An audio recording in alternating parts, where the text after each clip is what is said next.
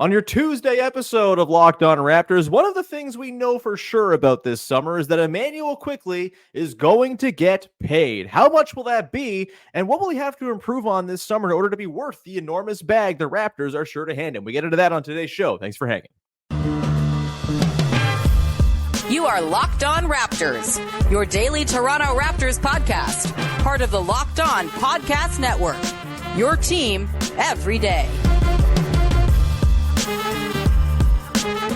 Hey, what's going on? And welcome to another episode of Locked On Raptors, part of the Locked On Podcast Network, your team every day. It is Tuesday, May the 21st, and I'm your host, Sean Woodley. I've been covering the Toronto Raptors now for 10 seasons on various platforms. You can find all my work over on the website that's not very good, at Woodley Sean. You can find the show on Instagram at Locked On Raptors, and of course, you can join us over on the Locked On Raptors Discord server. The link is in the description of the podcast. It's a great place to come hang out, talk ball among pals, talk about the draft, talk about trade possibilities, react in amazement to the NBA playoffs. Holy crap, the Wolves, my God. Wonderful place to come and hang out with sickos just like you who love the podcast and want to listen and talk about it every single day. You can even dress me down for my bad takes, however rare they may be, over in the Discord. Free to join. Link in the description. Come hang out. Of course, you can find the show for free where you get your podcast. Follow, subscribe, rate, review, tell a friend. On the audio side of things, it's much appreciated when you support the show. You can also go to YouTube and go and subscribe to the video version of the show each and every day. When you do that and subscribe, you can also hit the notification bell and get a heads up via push notification every single time the show is about to premiere or go live, so you never miss a second. Go and do that, please. Also, go check out FanDuel, bringing you today's show. Make every moment more. Right now, new customers get $150 in bonus bets with any winning $5 bet. That's $150 with any winning $5 bet. Visit FanDuel.com/LockedOn to get started. And we will get started here on an episode talking about Immanuel Quickley, one of my favorite dudes on this Toronto Raptors team, a guy I am extremely excited to watch play basketball in the new season, a guy who I miss watching play basketball as of right now, and here to talk about the impending contract he's about to get and what he's got to work on this summer in the line of episodes that we've been doing here over the last couple of weeks, starting with Scotty Barnes. It is our pal, Vivek Jacob, Big V, here to talk about IQ. Big V, how are you, pal? I'm doing well, man. We have the IPL playoffs on. We have the Cricket World Cup coming. We've got the Euros coming up. Like, I am peaking right now. French Open's coming. Okay, Big V off to a rollicking start. The sports have him peaking. This is very good stuff. Yeah, Sports V in his absolute like glorious happy zone, and I'm very happy for you, buddy. It's a wonderful thing. Are you excited about the Oilers? Are you excited about the Florida Panthers on top of everything else? Hockey V, that's coming to you soon. All right, let's get rolling here, man. We're going to talk about Immanuel Quickley. We're going to get into the stuff we want to see him improve over the course of the summer, much like we did with Scotty Barnes a couple weeks back. We have more of these episodes to come with Grady Dick, RJ Barrett, et cetera, on down the line throughout the offseason. But I guess we should start with the sort of big ticket thing with Quickley, which is the contract. He's a restricted free agent going into this summer. Doesn't seem at all worth the sort of fear-mongering of offer sheets and some other team poaching him away, because the Raptors just traded OG Anunoby for him and seem hell-bent on keeping him around, as they should be. Of course, RFA is the boogeyman that never actually really comes around to scare you. And so we're not really going to talk about the possibility of the Raptors losing Quickley. If that happens, it's a disaster and everyone should be fired, but it's not going to happen. So let's talk about just like the contract itself before we get into the stuff that he's got to work on. I guess we should be kind of determining where he's going to net out contract-wise, do you think, and sort of what he'll have to then do to match that dollar value with output, because that's what all this is about, apparently. Love talking about sports this way, but I guess we just kind of have to. But yeah, contract-wise, Big V, where do you kind of envision things here for Quickley? I think the latest reporting from his time with the Knicks was that 4 years, 120. Well, sorry, 4 years, 100. 4 years, $20 million a year, my bad, was the sort of offer that he turned down from the Knicks before this coming season to head into RFA. Wanted to test his ability to make more, it seems. And obviously it seemed like a starting role was something he was after as well. Seems like he's going to get more than that. And the Raptors obviously in a position where they have to pay him. There's this sort of thing with RFAs where the league has made it so RFAs always kind of get squeezed, which sucks for the players and probably shouldn't exist this way, but that's the reality of the financial climate of the league. So where do you kind of envision things here, Big V? Like, do you think he's going to get something north of 30 mil a year? Is it somewhere more close to 25? And is there a level that it kind of gets to where you get a little bit uncomfortable if you're the Raptors? Yeah. So first off, in terms of the reports, when that came out that he had turned down that 18 to 20 mil a year range, it seemed like he was looking for that 25 mil a year range. Right. And so I think if it were, say, a 4-year deal worth 100 million, I'd be quite happy with that. I think he's definitely worth that kind of money. And you are paying for, with these contracts, with where Quickley is at in his career, you're paying for the future as much as you are what he is as a player right now. And so I think that contract would be completely fair. I think, it comes down to what his value is in the market. And that's where you look at potential threats who could force the Raptors into a tricky situation, because he is a restricted free agent. So though you have the right to match, if it gets to a really crazy number, then you really have to think about it. Now, from the Raptors' perspective, they're probably in a corner where they don't have much to think about. And it's like, you can't lose the player regardless of what the offer is. And so you probably go get the deal done. But in terms of threats, you're probably looking at the Magic and what they have with their cap space. You don't look at the Sixers because they have Tyrese Maxey. And you probably look at the Pistons potentially. Obviously, they've got Ivy in the backcourt. They've got Cade in the backcourt. But, I don't think they've had the best roster construction over the years. So they might just throw money at him. You don't say.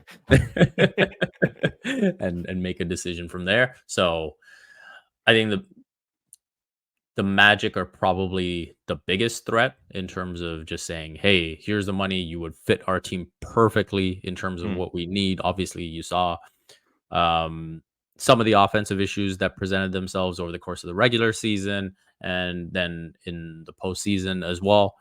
During that 7-game series against the Cavs, we know their defense is awesome. And so, yeah, I think that's what it comes down to. Is there going to be a crazy enough offer from the Magic where you start to think, okay, what territory are we getting ourselves into? And that would be sort of, 30 plus in terms of a per year range. Yeah, I mean, my sort of thing with RFA is that the incentives for another team to like not pay Immanuel Quickley some ridiculous amount on an offer is the exact same reasons why the Raptors wouldn't want to do that, right? Like, I think, you can look at all these different teams with cap space, but are they using their resources the best if they're kind of doing the thing where you tie up your cap space for a full day in the middle of the height of free agency to go and try to pursue a guy? It used to be even more punitive. It was like 3 days that your cap space was tied up, or 7 days, I think, even way back in the day, back in the Chris Duhon Raptors offer sheet days. But it still is like, it hurts you to put out an offer sheet. There's opportunity cost to it. And ultimately you have to sort of throw out a deal. And we've seen this in the past with guys like Alan Crabb and Tyler Johnson and Otto Porter, all guys the Nets tried to pay a lot of money for. Good on you, Nets. Really good job you're doing over there. Things are going great.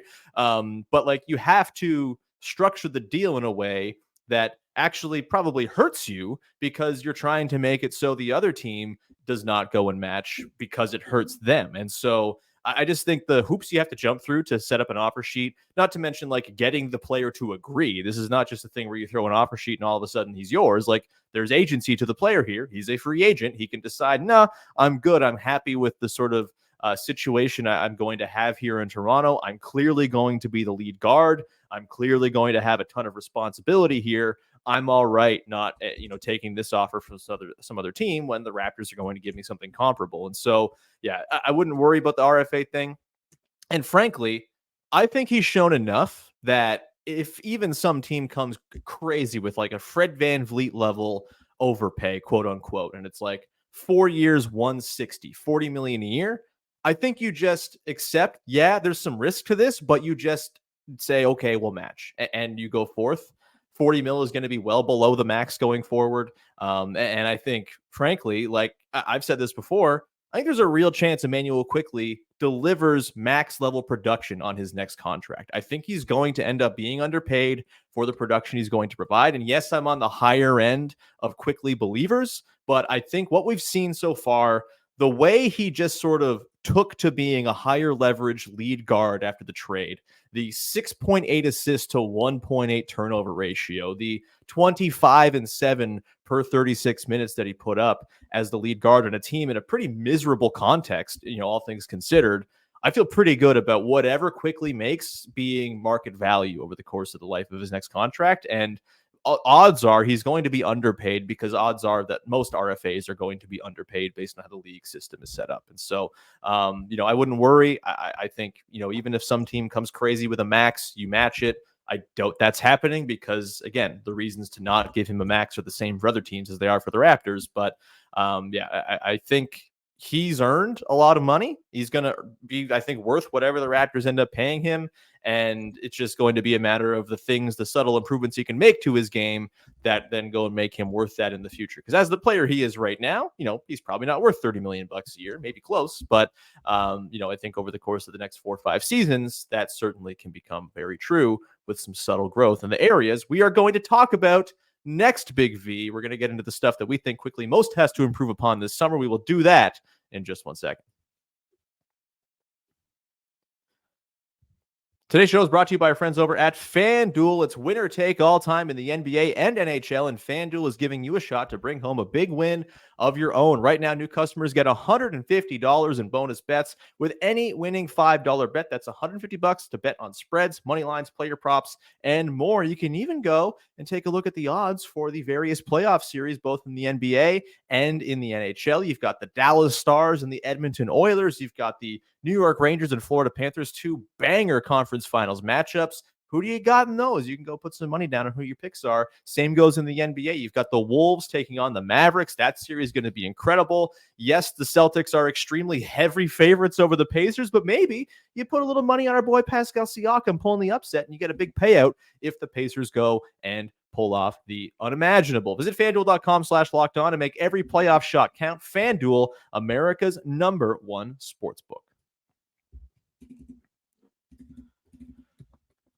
Back at it here with Vivek Jacob from Sportsnet and Raptors in 7, his glorious Substack newsletter. Go check that out and subscribe. It's a wonderful thing to do. Before we continue on here, just a reminder, Locked On Sports Today 24/7 is your all-day streaming channel over on YouTube. You can go and subscribe and then watch Locked On shows all the live long day. You don't have to work. You just procrastinate by watching Locked On stuff. It's local shows covering the biggest stories, national shows on the biggest stories, NBA draft talk, playoff talk on both the NHL and NBA sides. It's wonderful. Go check it out over on Locked On Sports Today 24/7. All right, Big V, let's continue and talk about the stuff we want to see Immanuel Quickley improve upon this summer. There was a lot of really encouraging sort of beginnings of these improvements, I think, down the stretch of the season, but there's a lot of stuff to finish off and complete and round out and refine. What do you got? I will give it to you first. What is the number one thing you want to see Immanuel Quickley improve over the course of this summer going into the 2024-25 season? Well, I think for me, it would be the number one at the top of the list would be the point of attack defense. I think when you look at him as a player, I think on the defensive side of the ball, I've been pretty impressed with what I've seen from him as a team defender. And I think he communicates well. I think he, especially times where he ends up on the backside of the defense, I think he's good at anticipating. I think he's good at helping. And so I think those aspects are strong. It's just the point of attack defense where obviously he doesn't have a lot of strength to him, but I do think he has enough lateral quicks and speed to stay in front of people. And I think he could do that to a higher level than he's done so far. That would be number one on my list. I think it's a great one, right? It was on my list as well. I think if he can just kind of stick with guys through screens at the point of attack, stay on their hip, like he's long enough to affect shots. Like that's the thing with him, right? I think he's a very good shot contester. I think his long arms do him a lot of service. And as a rotational defender, as a guy making help rotations, I think to your point, when he's in the backside of the defense, his length is really helpful there. And he clearly knows how defense works. He's got the smarts to be a good defender.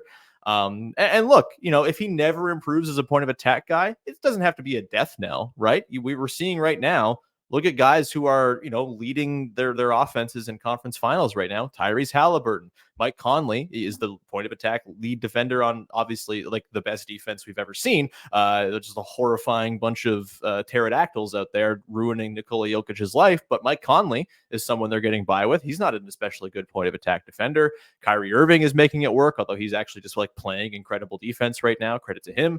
But the point is the modern NBA, Jalen Brunson on down the line, you can get by if your point guard is not an incredible shutdown Marcus Smart level defender.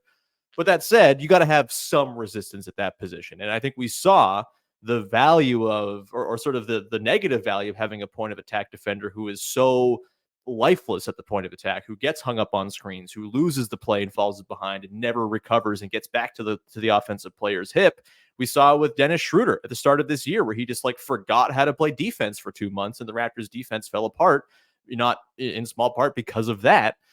Last season too, just to kind of throw some numbers at this quickly, 1.09 points per possession allowed as an ISO defender with the Knicks. That was 21st percentile in the league. Got even worse when he went to Toronto. 1.16 points per possession allowed in isolation as a defender, 13th percentile. That's got to be a little closer to average, at least. I don't think he's ever going to be a guy who's a top 25% point of attack ISO defender. But if he can be average and not just become this open wound that teams are going to poke at, I think that really, really helps kind of solidify things at the point of attack for the Raptors. So a really good one off the start here, Big V. I'll go with my first thing here, and it's the floater. And this is a weird one because we've seen the floater work.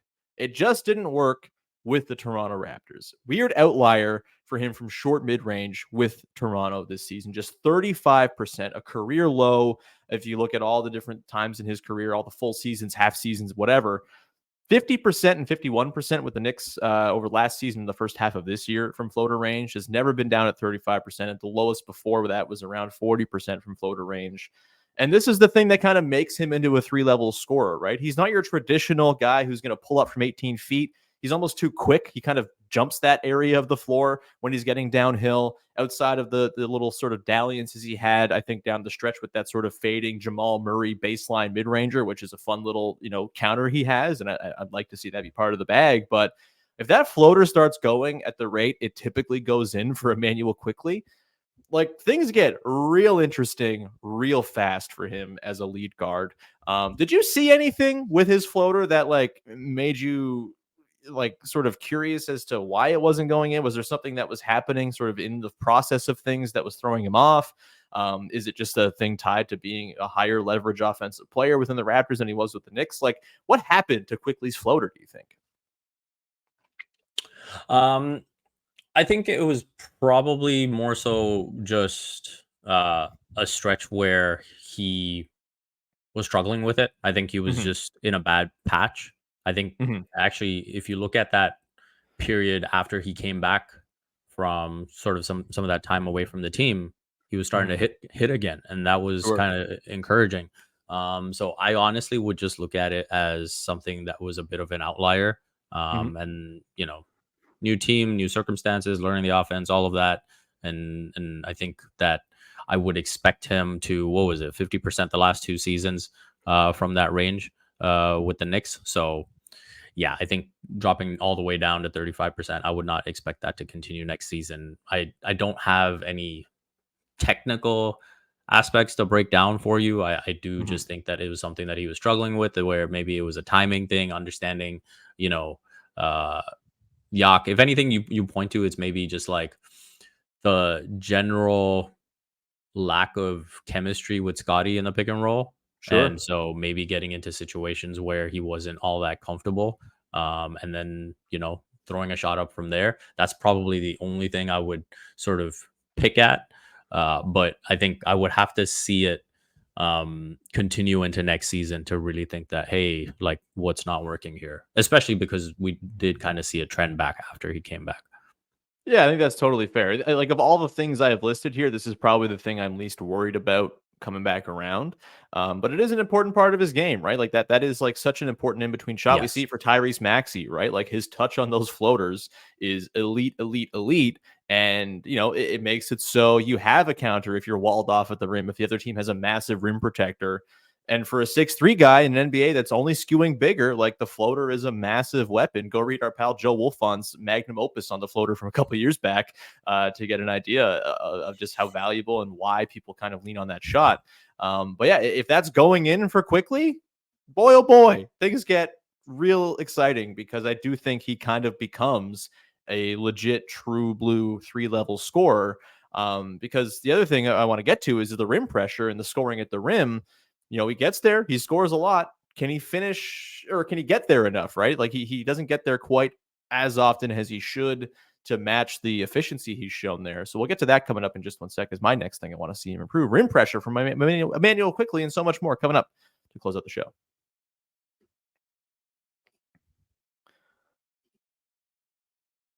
Today's show is brought to you by Prize Picks, the single best place to go and play daily fantasy sports with more than 3 million members. You got to go play. It's all you got to do is pick more or less on 2 or more player stats and stats. My goodness. And watch the winnings roll in. It's just as daily fantasy should be. It's not you against some shadow expert in a basement with a lineup you can't beat or a million other lineups out there that you're hoping you just have the right one that day. No.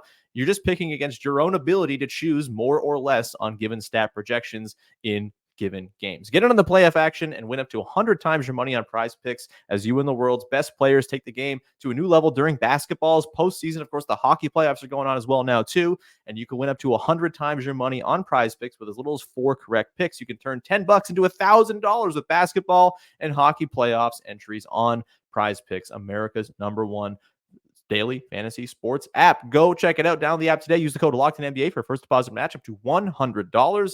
Again, download the Prize Picks app today. Use the code LOCKEDONNBA for a first deposit match up to $100. Prize Picks. Pick more, pick less. It's that easy. Closing things out here with Big V, Vivek Jacob from Sportsnet and Raptors in 7, talking to Immanuel Quickley, stuff we want to see him work on this offseason to make him worth the ample bag he is about to receive from the Toronto Raptors.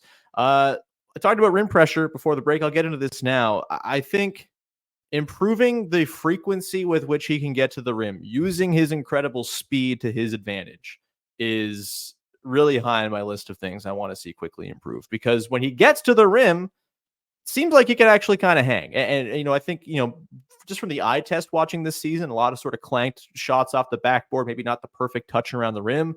But overall, he shot 70% at the rim with the Raptors, 88th percentile in the NBA after the trade. He's been above average each of the past 2 seasons in New York as well. Had a bit of a slump at the start of this season from in close, but for the most part has been an above average rim scorer and was a very close to elite rim scorer in the brief, stretches with which he was getting to the rim with the Raptors. Just got there 18% of the time per cleaning the glass, 27th percentile in the NBA. Can he tick that up to 25%, 30%? It's not going to be RJ Barrett's 51% because that's insane, but can he just tick that up a little bit to sort of blend in with the floater, with the pull-up midi that he's got, with the three-point shooting, all these different elements and ways he can beat you? That is just going to make him this incredibly dynamic and hard to guard lead guard for this Raptors team. I think there's a lot of different ways they can get there, but what do you think about the rim pressure thing and just kind of getting there more often to take advantage of what seems to be some pretty good touch in close? Yep, that's on my list. And look at us, simpatico, baby.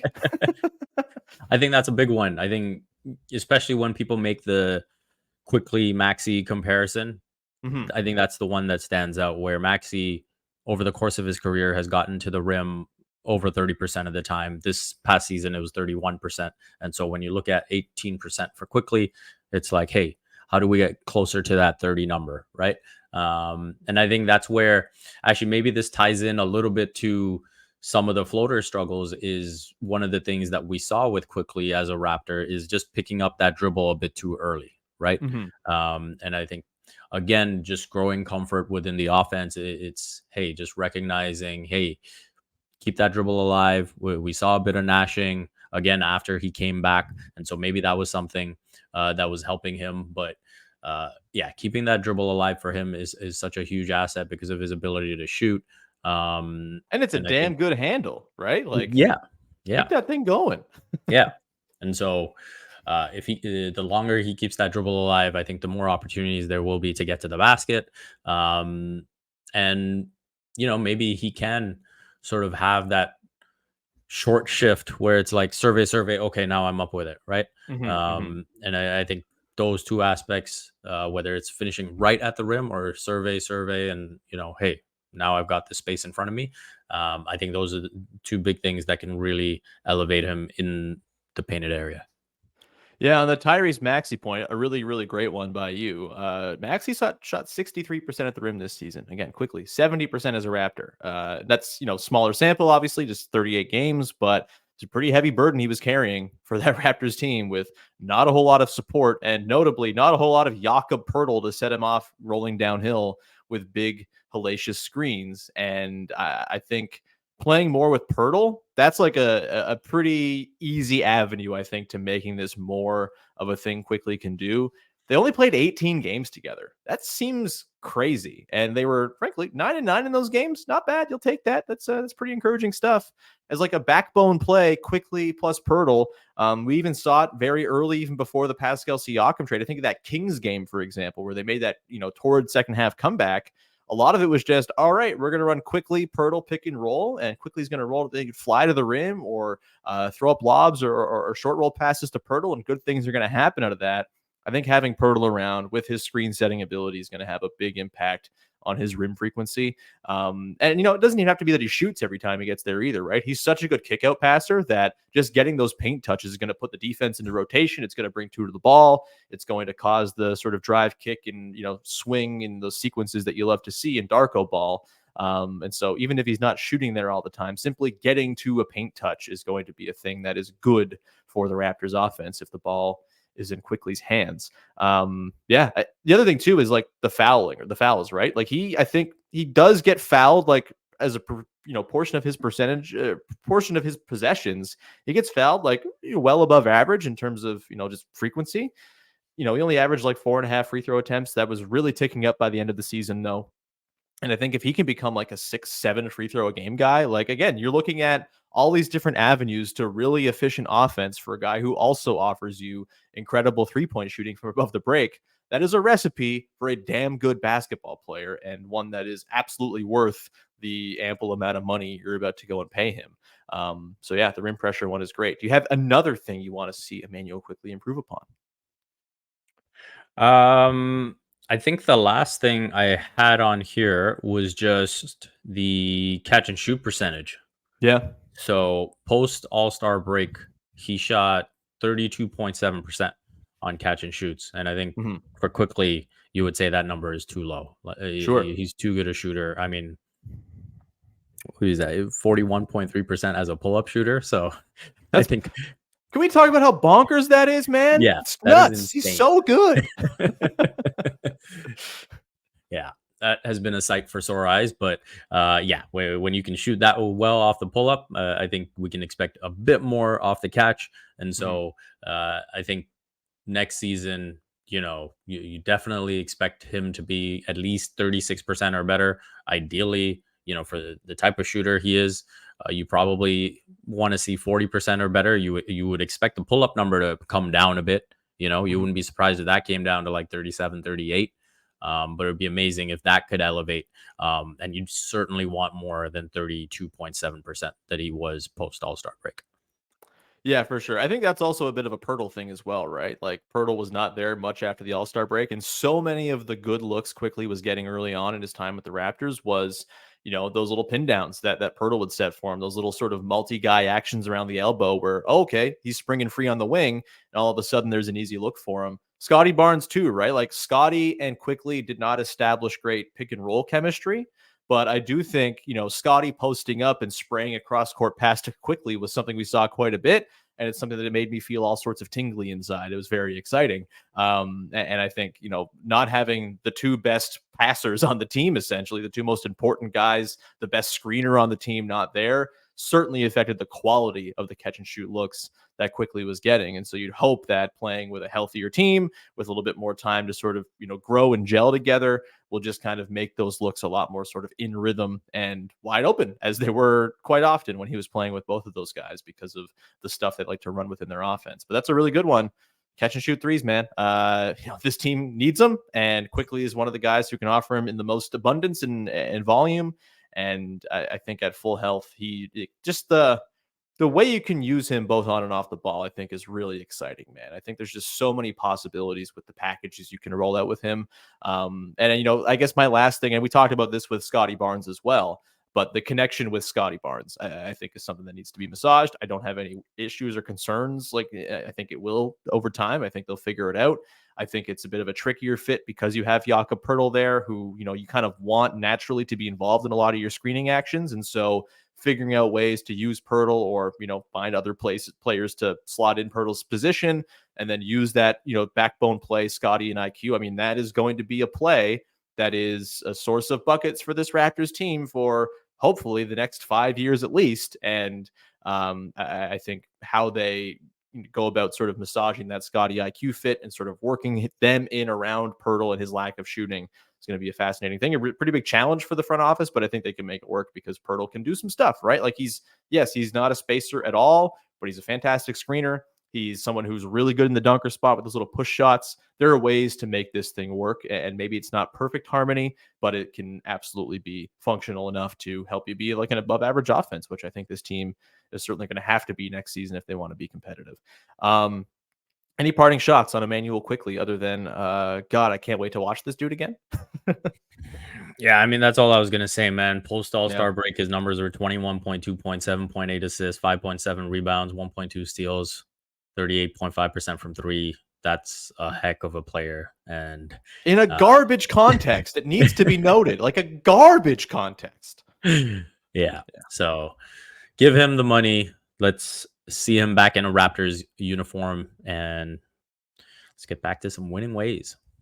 The Quickley propaganda has only just begun. There will be lots of this going forward, lots of most improved player predictions and proclamations and all sorts of fun stuff with him. I am, again, everydayers of this podcast know I am extremely high on Quickley. I pinpointed him last June as someone the Raptors should trade for. And look, am I patting myself on the back for calling that trade and sort of positing many fake trades that nearly resembled what the Raptors ended up doing? Yeah, I am, because that was awesome. And I'm very happy I did that. And you're all welcome for speaking it into the world. We'll leave it there, though. Big V, anything you want to promote for the good people out there? I will be doing less promoting now because I am about to go away to work with the Canadian cricket team during the T20 World Cup. And so hell yeah, man. Everything is going to go on the back burner, including my appearances on this show. But we'll miss you, buddy. Forward to catching up in about 3 weeks. Yeah, man. Have the best time covering the World Cup. If anything ridiculous happens with your Toronto Raptors, I might get you to dial in from the road as you're covering the Cricket World Cup. No, I won't do that to you. I'm not a ghoul. I'll give you your space. But no, man, we're really happy for you, and best of luck to Team Canada at the World Cup, of course. And we will see you in a few weeks, my friend. Everyone, still in the meantime, go check out Big V's work elsewhere. Raptors in 7, Sportsnet, all the backdated stuff. Even there's not new stuff coming up, there's plenty of stuff in the catalog for you to go to read and catch up on the works of one Big V. We will be back again. I do have the West Finals preview up. Hey, there you go. So you can go check that out. Excellent. Go check that out. That series is going to be either a banger or the Wolves are going to win in 4. I can't decide how that one's going to go. The Wolves are kind of terrifying, but we will leave it there. Thank you so much for tuning in to the show. We will be back again on Wednesday, hopefully with our pal Katie Heindel along. We'll figure out what to talk about when we figure it out. But yeah, we got that coming up. Jamar Hines makes his triumphant return to the show this week as well. We might play a game of what's more likely with him. Yeah, keep this thing rolling. Draft stuff to come as well. Go check out last week's draft stuff and WNBA talk and all sorts of good stuff. Thanks for hanging out and putting up with the longer than usual hiatus during the long weekend and an extra day of no shows on Friday. But we will be back and covering everything every single day here going forward. So thanks so much for rocking with us. We will talk to you again on Wednesday with another episode of Locked On Raptors. Thanks for hanging. Bye-bye.